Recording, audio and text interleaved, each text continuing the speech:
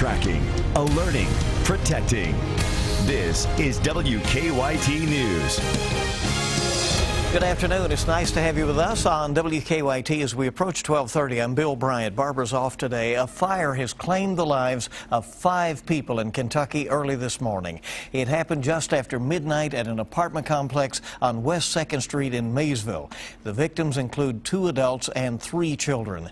WKYT Sam Smith is live now at the scene. He's tracking the investigation into the fire for our top story at 12:30. Sam? Yeah, fire crews are still out here. That includes the Maysville Fire Department and Kentucky State Police arson investigators. Now, just a little bit ago, a portion of one of the back walls was being torn down because of fire damage.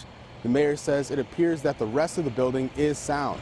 Officials say the fire started just after midnight. 2 adults and 3 children died in this fire. A man died at a local hospital. The woman and the 3 children were pronounced dead at the scene. Their names have not been released at this point. I spoke with the woman that says she's friends and neighbors with the woman and children that died today. She told me they were loving people, and the woman that died today served in the Marines. She was a good person. She also helped the community. I know some girl that didn't have a bed, she would let her sleep in her house, and she was helping a teenage boy that didn't have a home, was sleeping in a tent. So she helped everybody. She was a good person. I'm told these homes were built in 1840 and the city was in the process of renovating them. The cause of this fire is still under investigation. Live from Maysville, Sam Smith, WKYT. Sam, thank you very much. The Red Cross is helping people who need a new place to stay after that fire. A man accused of killing 2 people avoids a trial with a guilty plea. Tony Kegley admitted to being responsible for a hit-and-run crash in Morgan County in 2013. The family of one of the victims says the plea agreement is tough to take. WKYT's Hillary Thornton has reaction. It's our top story new here at 12:30. In court today, Tony Kegley got up in front of his family as well as loved ones of the victims, admitting he is responsible for hitting and killing 2 people, leaving the scene of that accident, and then attempting to have repairs made to his truck to cover up the crime. In November of 2013, Tony Ross and Elizabeth Thornsberry were hit and killed as they were walking along Highway 1010. The driver responsible left the scene, then days later, a Facebook tip led police to arrest Kegley. Now, almost 2 years later, he is admitting he was behind the wheel and that he had taken his pickup to an automotive repair shop to try and fix the damage from that crash. Yes. Kegley did not give a statement in court today, only answering yes and no before then stating guilty to 2 counts of second-degree manslaughter, leaving the scene of an accident, and tampering with physical evidence. The father of one of the victims says the past 2 years have been unbearable and that seeing the man responsible for killing his daughter take this plea agreement is difficult. It's devastating. You know, you kill 2 people and it's just a slap on the wrist, basically. He still has his family. His family can still see him, touch him, hear him. All we do is we go to the cemetery where my daughter is buried at. We talk to her through memories now. Now, the agreement says that the punishment for each of these counts should be served concurrently, meaning the recommended total sentence is 8 years. In Morgan County, Hillary Thornton, WKYT. Hillary, thank you. And the formal sentencing is scheduled, by the way, for November 23rd. Well, a Whitley County grand jury has indicted a couple accused of abusing a 17-month-old. The Times-Tribune reports Kenneth Bird and Felicia Smith were both indicted on 2 counts of criminal abuse and 1 count of assault. Police say Smith first told them the boy fell off of a porch, but later admitted that Bird punched him in the head and broke his arm. A Laurel County grand jury has also indicted a man accused of holding his pregnant girlfriend prisoner for 3 days. Eric Anderson is charged with assault, wanton endangerment, and unlawful imprisonment.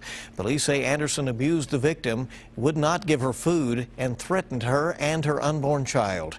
She was 31 weeks pregnant at the time. The Sentinel Echo reports that Anderson remains in custody on a $10,000 bond. An early morning fire has destroyed someone's home today. It started around 4 o'clock this morning on Sulphur Well Road, south of Nicholasville in Jessamine County. The owner wasn't there when the fire started. The fire chief says there weren't any hydrants near the home, but his crew still got there very quickly. We're having to shuttle water in. We do have hydrants that are right down the road, but instead of laying a big long line of hose, we're tanker shuttling.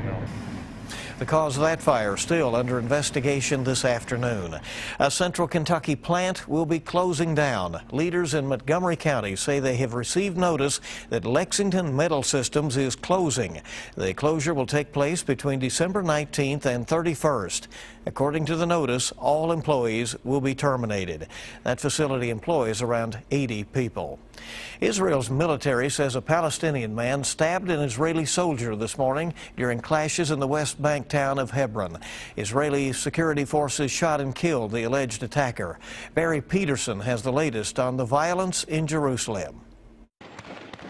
Clashes yesterday at a checkpoint were another guarantee that this country will remain on edge. But the real dread is about random murder. An attacker Sunday killed a soldier before being killed. Heftoon Zaroum, an innocent African man, was also shot by authorities, then beaten by Israelis who thought he was a terrorist. He died later at a hospital. Israeli Prime Minister Benjamin Netanyahu criticized the Israelis involved in the beating. No one, he said, should take the law into their own hands. Palestinian and Jewish neighborhoods are often side by side. Police are now putting in ever more barricades in some areas to keep them apart. On the Palestinian side, retired school administrator Hossein Daoud. They think that they can make a wall here, but I think this will not succeed. Same area, Israeli side, where Nava Segev lives next to Palestinians, and she is unnerved by this new violence. It's not good for us, and it's not good for them. Yeah, it's not a way to live. Now ISIS is egging the Palestinians on, releasing a video saying the Palestinians should escalate by doing such things as setting Israelis on fire. Barry Peterson, CBS News, Jerusalem. Well, back locally, Georgetown police have a new home today. The department cut the ribbon on their new police station this morning. They spent nearly a decade in a temporary building before moving into this one. The community will benefit from the new station as well. Our lobby holds our sunflower program, where we bring kids in who have court-ordered visitation. And so we wanted to incorporate those community needs into the building itself. And the Citizens Police Academy starts in Georgetown tonight. That will be held in the new Georgetown Police Headquarters in the community room there.